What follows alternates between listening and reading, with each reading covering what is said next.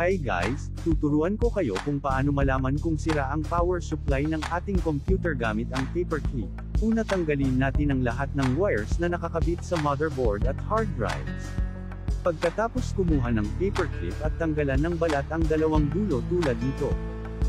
Kunin ang 20 o 24 na pin connector, yung pinakamalaking connector na galing sa power supply.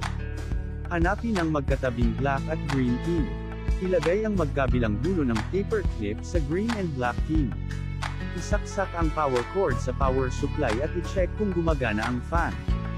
Hindi gumagana ang fan, ibig sabihin ito ay sira. Subukan natin sa ibang power supply.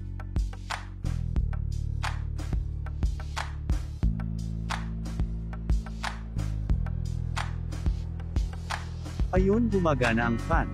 Pwede na natin itong ipalit sa sirang power supply.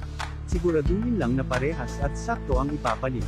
I-check natin, ayun at gumana. Kung gusto nyo pa ng mga ganitong tutorial videos, click follow and like this page.